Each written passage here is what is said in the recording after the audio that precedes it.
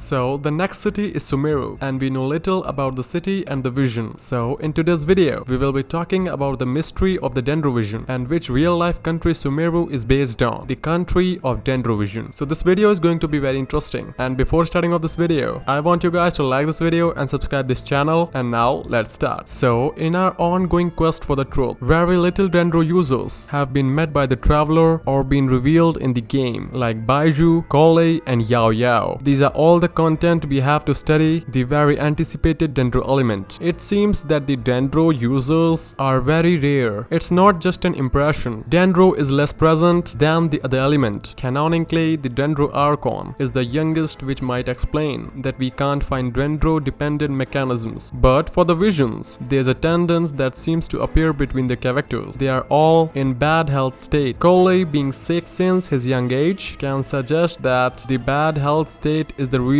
why he got a Dendro vision and not the result of having a Dendro vision. Baiju is physically very weak too. The reason is still unknown, but it might be since his youth. As for Yao Yao, very little is known about her, but since most female childs have some physical unique property, likely being an elf, Chi-Chi being a zombie, and Sayu being unable to grow, we can suggest that hers is being sick, even though this is very inconsistent. We know that the vision users are often at the image of their vision, like cryo users are rather cold and shy, while Pyro are outgoing and very passionate. So I must say that a character described as being a delicate flower has all the chances to be Dendro. Rauran, the owner of Pearl Gallery, could be a Dendro user, and his description also suggests that he is physically frail. So now let's talk about which country Sumeru will be based on. So it's fairly obvious that Liu is China and Inazuma is Japan. So in contrast, Sumeru appears to be a mess. Kaino wears Egyptian clothes.